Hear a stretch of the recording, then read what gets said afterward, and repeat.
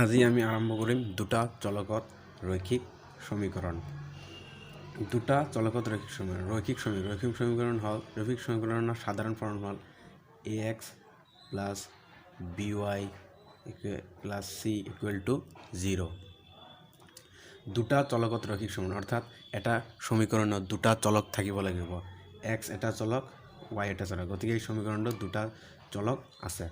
দুটা চলকত ৰৈখিক সমীকৰণৰ জোৰ, ৰৈখিক সমীকৰণ এটা হৈছে আৰু জোৰ দুটা চলকত ৰৈখিক সমীকৰণৰ জোৰ বাবে দুটা সমীকৰণ লাগিব। এইটো এটা সমীকৰণ a1 b1 c1 a2 x plus b2 y plus c2 equal to 0।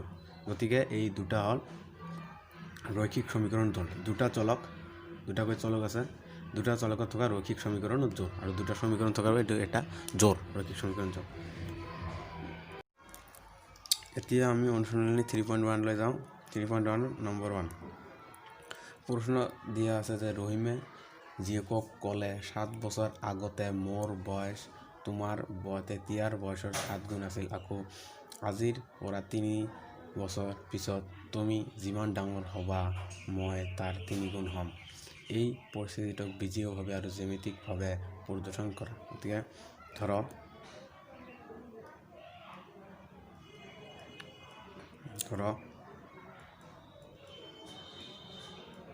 ৰহিমৰ বৰ্তমান বয়স x বছৰ আৰু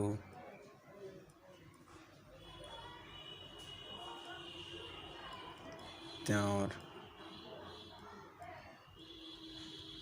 জীয়েকৰ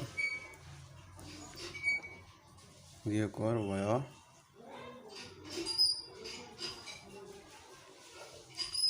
y বছৰ।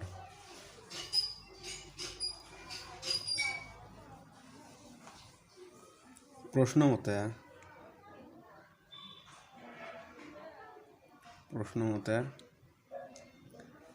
আজিৰ পৰা 7 বছৰ পিছত অৰ্থাৎ ৰহিমৰ x 7 বছৰ পিছত যোৱা হ'ল y minus 7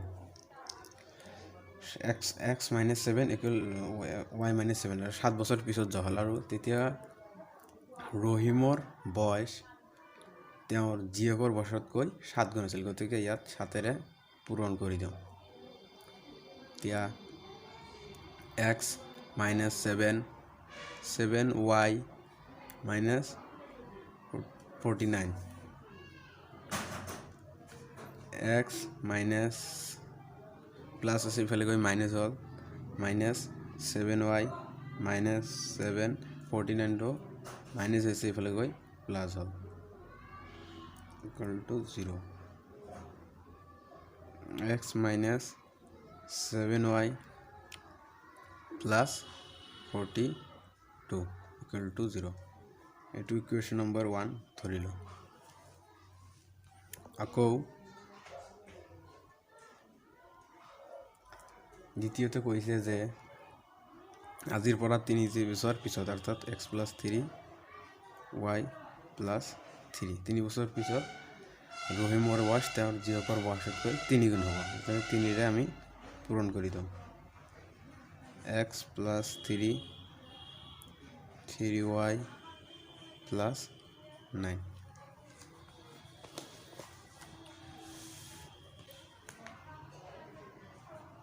x plus 3y plus 9 x ইফালে আহিলে 3y plus 3 minus 9 3y টো ইফালে আহি মাইনাছ হ'ল আৰু 3টো প্লাছ আছে আৰু 9টো প্লাছ আছিল ইফালে আহি মাইনাছ হৈ গ'ল। x minus 3y minus 6 equal to 0। এইটো ইকুৱেশ্যন নম্বৰ 2। গতিকে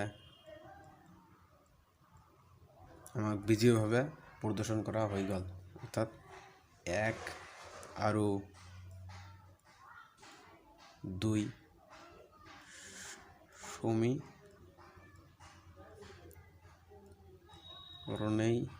হল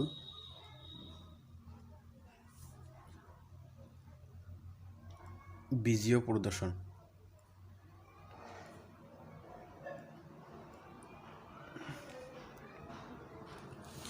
এতিয়া আমাক লৈখিক প্ৰদৰ্শন কৰিব লাগে। এতিয়া আমাক লেখ আঁকিব লাগিব।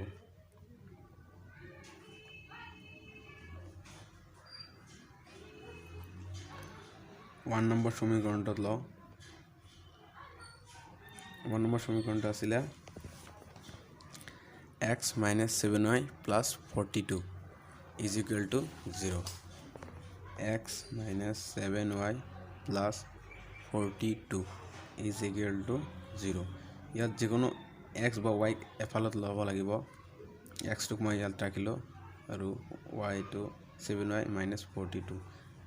7 টো মাইনাছ আছিলে আৰু ইফালে গৈ প্লাছ হৈ গ'ল আৰু 42 টো প্লাছ আছিলে ইফালে গৈ মাইনাছ হৈ গ'ল। এতিয়া আমি এইটো বিন্দু বনাম।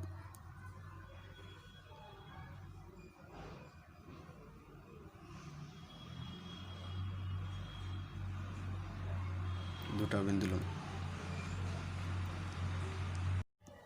এতিয়া আমি বিন্দু দুটা ল'ম। বিন্দু দুটা ল'লে এক্সত ল'লোঁ এক্স আছে আৰু ৱাইত মই এটা বিন্দু ল'লোঁ 6। তেনেহ'লে ইয়াত আমি এক্স ইকুৱেল 7 ৱাই ঠাইত 6 থওঁ আৰু minus 42 equal to 42 minus 42 equal to 0 অৰ্থাৎ এক্স ইকুৱেল 0। আকৌ এক্সত ৱাইত আন এটা বিন্দু লওঁ, ধৰি ললোঁ 7।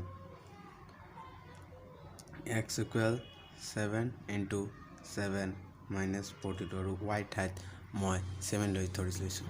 গতিকে 49 মাইনাছ 42 ইজ ইকুৱেল টু 7। গতিকে মই পালোঁ ইয়াত ইজ ইকুৱেল টু 7।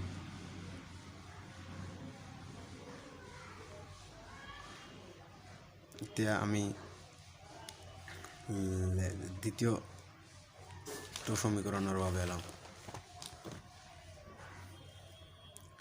সেকেন্ড সমীকৰণ দ্বিতীয় সমীকৰণটো আছে x minus 3y minus 6 equal to 0. এতিয়া দ্বিতীয়টো সমীকৰণৰ বাবে দ্বিতীয় সমীকৰণটো হ'ল x minus 3y minus 6 equal to 0. আগৰবাৰৰ একেদৰে আমি x টোক এফালে লওঁ 3y plus 6 মাইনাছ আহিলে ইফালে প্লাছ হৈ গৈছে আৰু 6 টো ইফালে প্লাছ। এতিয়া আমি বিন্দুবোৰ ধৰি লওঁ।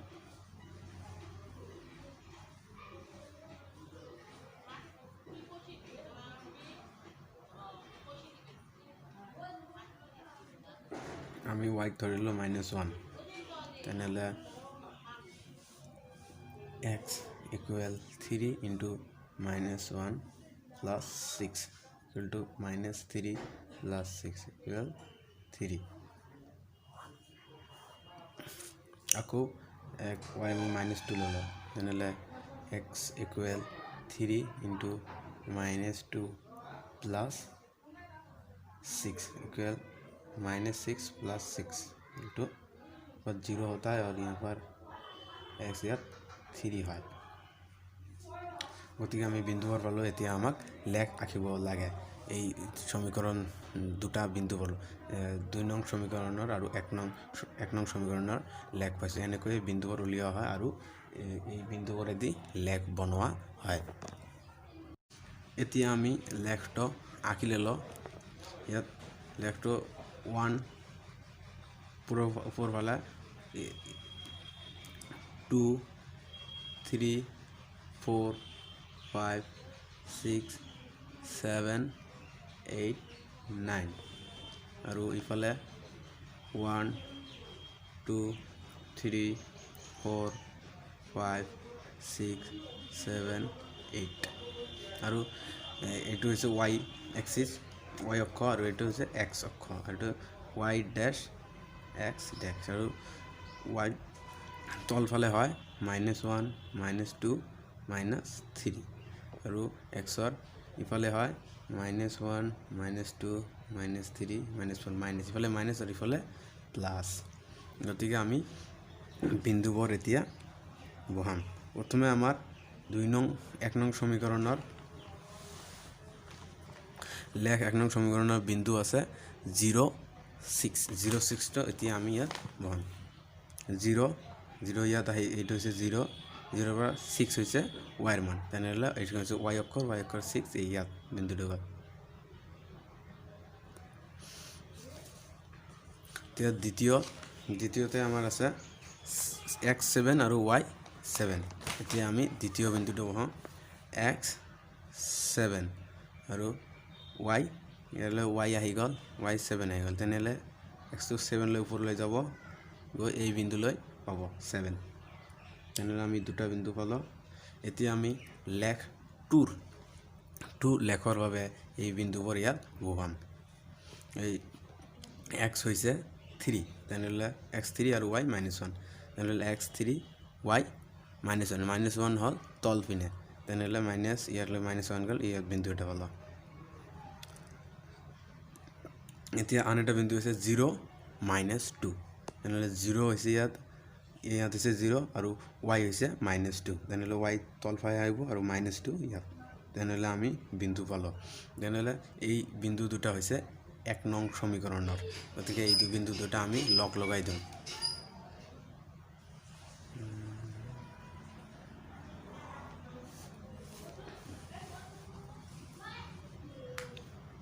মানে এইটো হৈছে এটা ৰেখা আৰু এই বিন্দু দুটা আমি লগ লগাই দিম